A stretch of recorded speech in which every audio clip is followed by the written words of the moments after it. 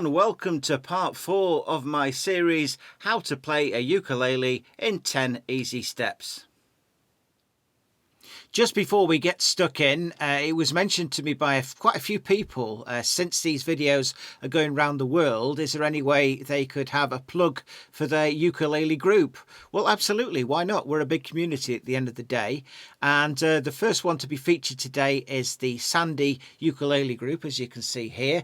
And if you want to check out more about them, they do have a website. The website is www.sandyukelelegroup.com. So if you want your group featured, either on a poster like this or a t-shirt, for example, I'm more than happy to do it. So what is this episode all about? Well, in the past we've looked at chords that work together and belong in families, and we've illustrated this using the circle of fifths. Then we went a little bit further with the circle of fifths. Once we've learnt these chords that belong to a particular group, if you want to change the key, we could actually rotate the circle of fifths clockwise or anti-clockwise, basically to find what chords would be right for those particular keys. And I hope you enjoyed doing that. So what we're going to do today is learn how to link from one key to another, because it's all right having the chords for these various keys, but how do you actually transpose musically from one key to another? And that's what we're going to start with today. So one of your sheets, the title of it actually says link chords from C to G. Okay, now it could be anything to anything, but I've just decided to do C to G. Now, how does it work? So if we're playing in C, like this, and we get to the end of our song and we think it just needs to go somewhere else, okay? So what we need to do is transpose it, and typically you would go up one tone, okay, or 2 frets. So we would be going from C to D. So you could say, well, let's do this then. So we're going... it's coming up now. 1, 2, 3, 4. Now that's one way you could do it. Yes, of course you could do that, as long as the new key, you just play that chord for a few bars so everybody gets used to the fact you've changed key. However, there's a better way of doing it, and we use a thing called link chords. So to get from the key of C to the key of D, there is a middle chord, okay? And in this case, the middle chord is A7. Now, listen to me do it this time. So I'm going to do 8 beats on the C, I'm going to do 4 beats on the A7, and then just play a few bars in the D. Listen how nice this sounds, right? 1, 2, 1, 2, 3, 4.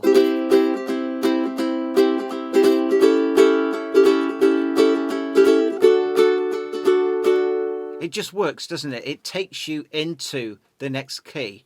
Let's do 8 beats on each, okay? 1, 2, 1, 2, 3, go.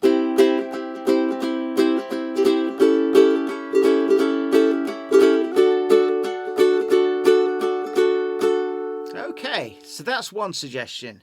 Now, what if we want to go from D to the key of E? Okay, again, we could do a similar thing. We could start with D. And then when we're ready for it, just jump to E. And as long as you play that for a few bars, people will get used to the fact it's changed key. But it's very difficult if you're singing a song to actually put those extra 2 bars in, because everything will go out of time. So what we need is a link chord again. And in the case of going from D to E, our link chord this time is going to be a B7. So again, I'm going to do 8 beats on D, I'm going to do 8 beats on B7, and then just carry on in E for a while, just so you can get the feel of it. Here we go. So starting in D, join me if you like. 1, 2, 1, 2, 3, 4.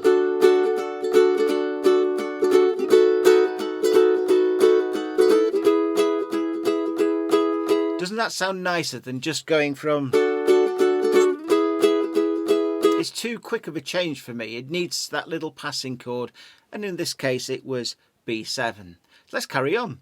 What's the next one? So if we want to get from the E to the key of F, okay, so we're going to go from there to there. Okay, so our link chord in this particular case is going to be C7. So should we do the same thing? Do 8 on each and just see how that sounds, okay? So going from the chord of E, 8 on there, 8 on C7, 8 on F. Okay, here we go. 1, 2, 1, 2, 3, 4.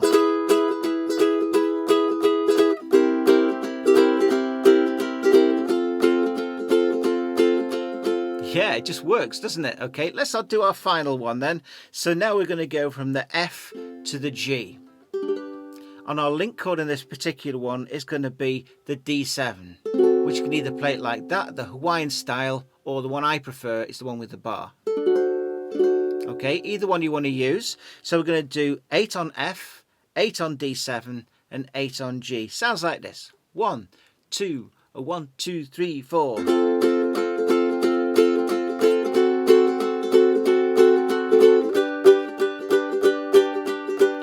Wow, brilliant. I'll just do it again with the other D7 just so you can hear it.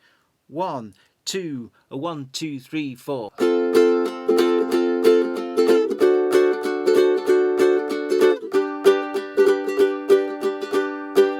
So there you go. So what we should do perhaps is just do a little sort of sequence playing all these chords in order, just so you're used to the actual link chord that goes into it. So why don't we do 8 beats on every one of these chords. So starting from starting from C, going into A7, into D, B7, into E, C7 into F, D7 into G. And let's do 8 on each one. Here we go. Starting with C. 1, 2, 1, 2, 3, go.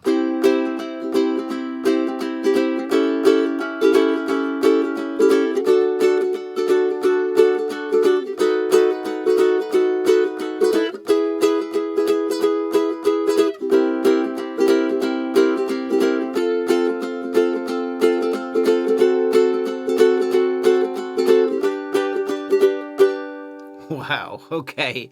Now, you may have played in a group, Folsom Prison Blues, and I believe that goes from G into A, okay? So if it's G going to A, the link chord would be E7, yeah? And then into A. So you'd have...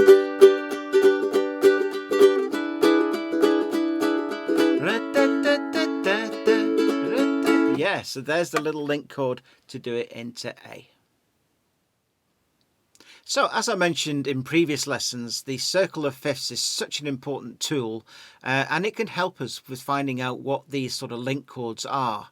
Now, the way it works is you don't look at the key that you're in now, you look at the key that you want to transpose into, okay? So, let's just say, for example, it was the key of A. You want to go into A, like we did with Folsom Prison Blues. Look at the one to the right of it, or clockwise, going clockwise, and you'll notice that that says E. Okay, now with a link chord, we always turn it into, I prefer to do a dominant seventh. It just sounds nicer to go from a seventh into another major. So you literally can have your circle of fifths in front of you and pick one. So let's pick another one. If I wanted to play, or I wanted to go into the key of F major, I look at the next one to the right going clockwise, and that says C, so that would be C dominant seventh. Pick one more quickly. If you wanted to go into G, have a look at the one that's next to it on the right or clockwise, and that is D. So instead of D, we're going to change it to D seventh, absolutely, and it just works. So after this lesson's finished, have a look at your printout from a previous lesson for the circle of fifths and just see if you can work out what the link chords would be to go into a particular key. So next we move on to a topic that I really enjoy, and that is exploring the diminished chord. The diminished chord is unique in many ways. It sounds, well, it's kind of a suspense chord. It's a really great one for if you're listening to something on Netflix or whatever and you hear something sort of... You get this sort of suspense sort of feel, and that's all done with our diminished chord. So what is a diminished chord exactly? Well, it's unique, as I mentioned, in the fact that it repeats itself. But before we get in too deep, let's just have a go at playing one of the diminished chords. So the one I'm going to do is the one right down at the bottom, which is this one here.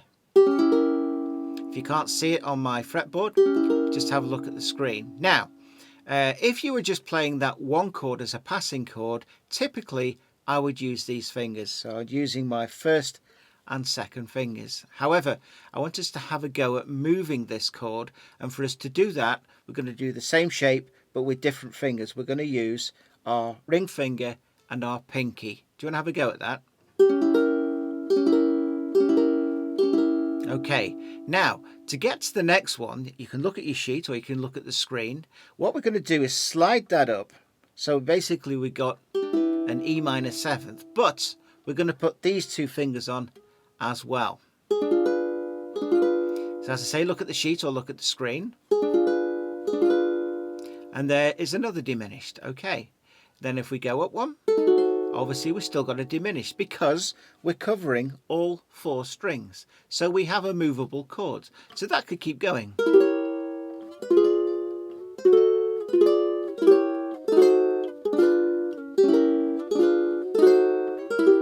So just have a go at that. Just play around in different places. I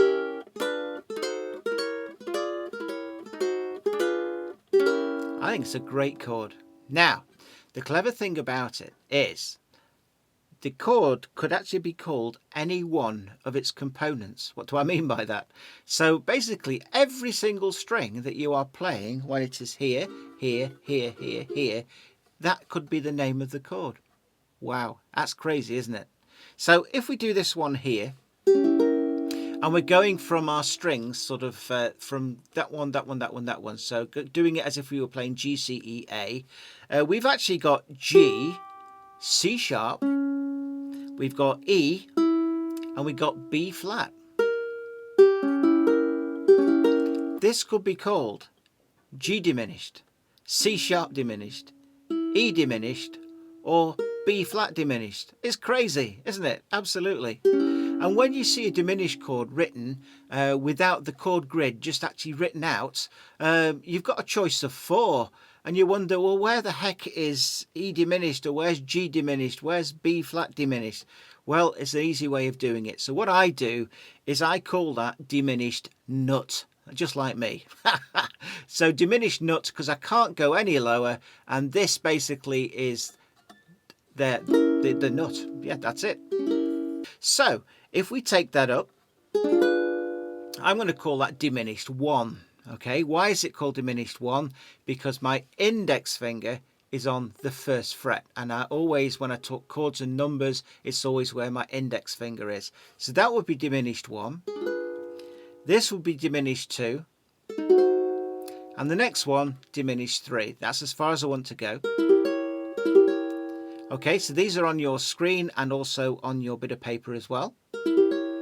And what I want to draw your attention to is the fact that in yellow, you will notice that we have here running in this order. Yeah, we have B flat, we have E, we have G, we have C sharp. Have a look at dim nut.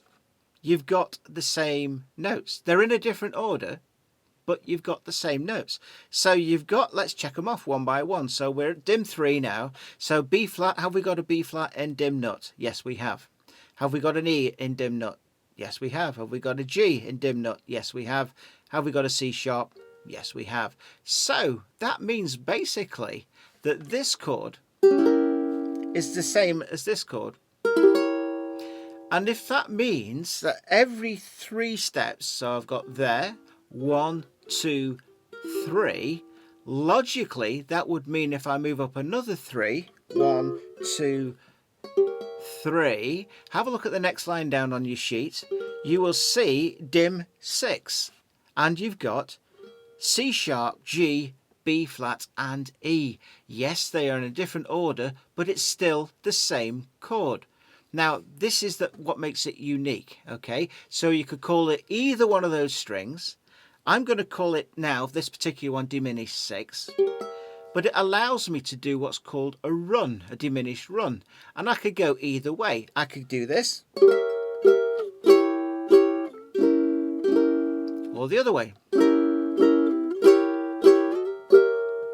I could even go up to 9, so up to there.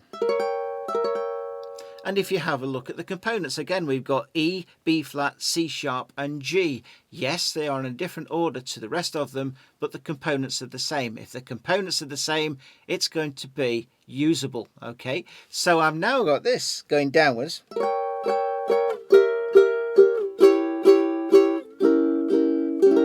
Now that is something that you need to practice, because that is so impressive. If you get a chord such as that, and it goes on for 8 or 12 beats, rather than just staying here, 1, 2, 3, 4, 5, 6, 7, 8, 9, 10, you get the idea. Why don't you do this sort of thing?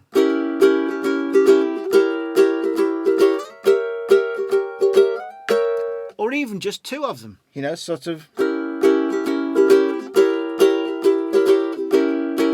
And basically it just makes your playing sound so professional if you can do that. Now, if it can work starting from there and moving up 3 and up 3, up 3, yeah, there's no reason why I can't start here. Okay, and up 3, up 3, up 3. So now, wow, and there's no reason why I can't start on 2 and go up 3. 1, 2, 3, 1, 2, 3, 1, 2, 3. Wow, how clever is that? Now what I'm going to do now is kind of stop talking and give you some examples of pieces that use diminished chords. So just before I get stuck in, if the sound goes off, it'll only be temporary, and it's just to do with copyright. So don't adjust your set or anything, as the saying goes. So the first demo I want to do is from George Harrison's My Sweet Lord, yeah? And you've got this lovely sort of...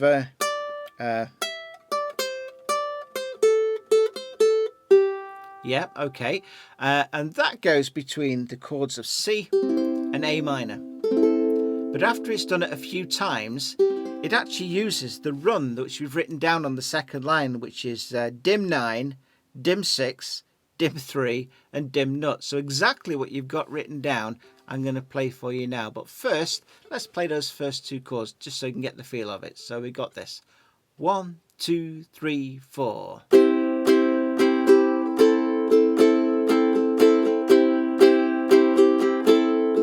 Here we go.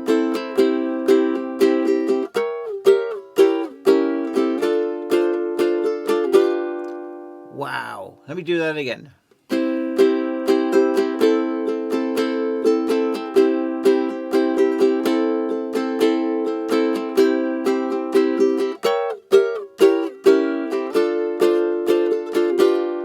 So that's exactly what's written on the second line of the diminished sheet. Fabulous. So using that same sort of diminished run, there is a piece called Lebenstraum, which is a very beautiful piano piece normally. And in the middle, it actually features the diminished really well. And it goes to basically, it suspends on diminished 6, which was just the same as the George Harrison one, yeah. But then it goes up to 9, even goes to 12. And you get this rundown that happens from 12, 9, 6, 3 and nut. Okay, so how's it sound in the piece? Sounds like this from the middle.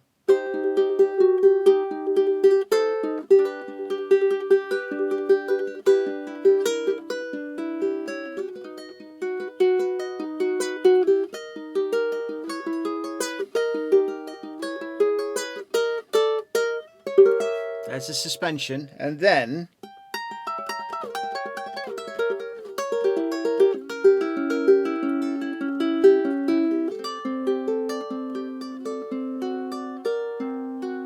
it carries on.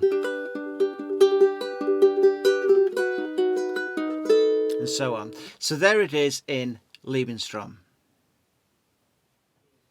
So let's turn to jazz now, and one of my favourite jazzy pieces called Ain't Misbehavin', and it features in this particular key diminished nuts, diminished 2 and diminished 1. Now they sound weird on their own, don't they? But let me put a few more chords in and see what you think.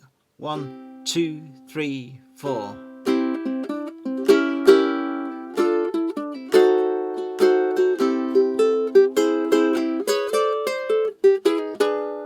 Did you spot them? So there was one right as the second chord. There's a diminished nut, yeah. Now I've used those fingers this time instead of those fingers because my next chord is going to be D minor and it's just easier to get to there. And then, so there we go. So I think the fifth chord there is diminished again.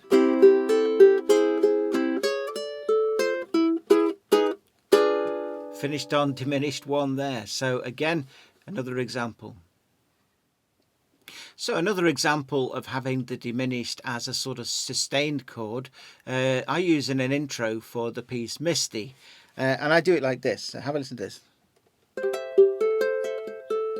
Diminished.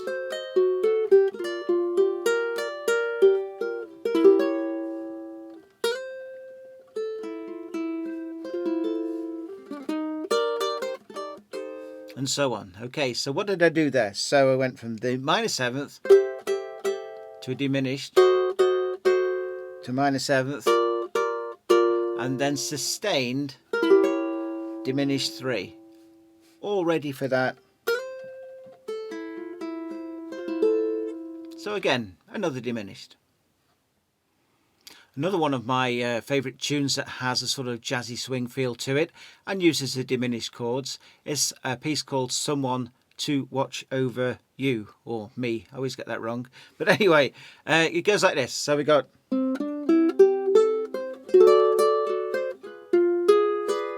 And then...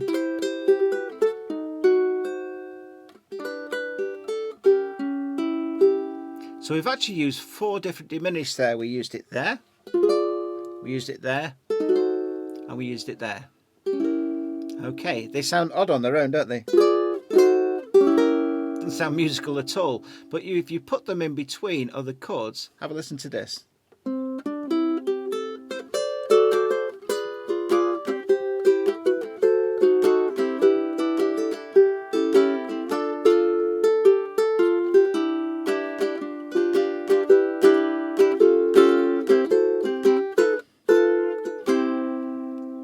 So there you go.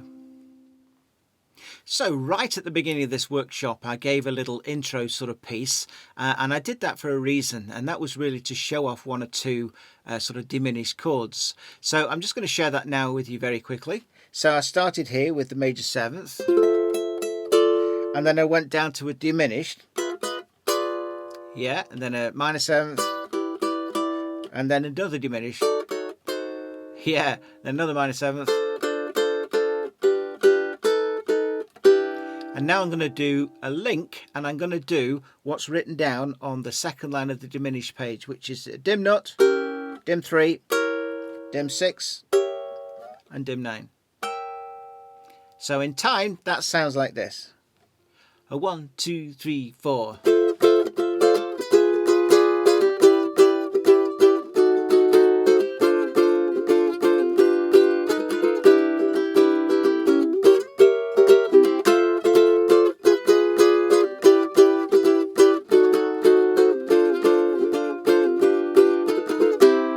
And so on and so forth.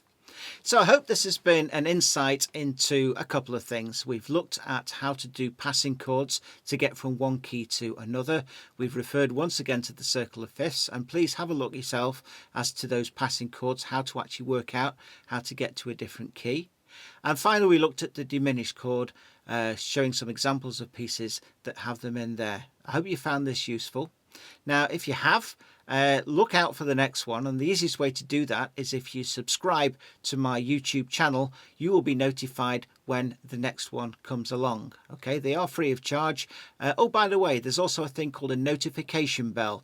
Once you hit subscribe, hit the notification bell as well, and then you will be notified as soon as the next one in the series comes out.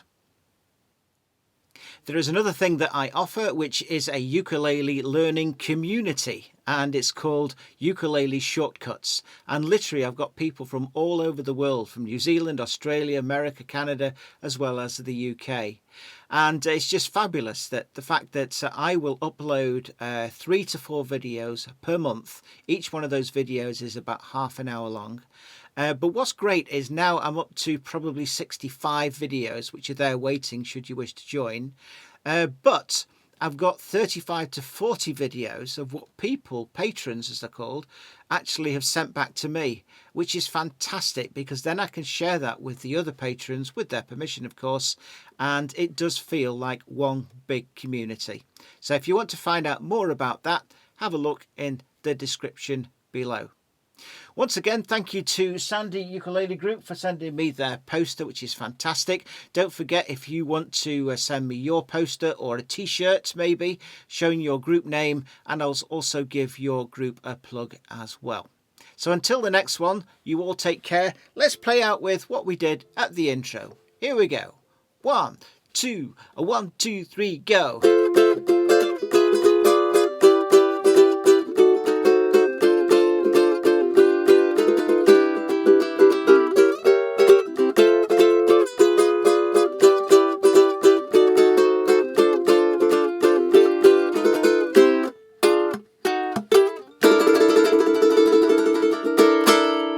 You all stay safe. Ta-ra!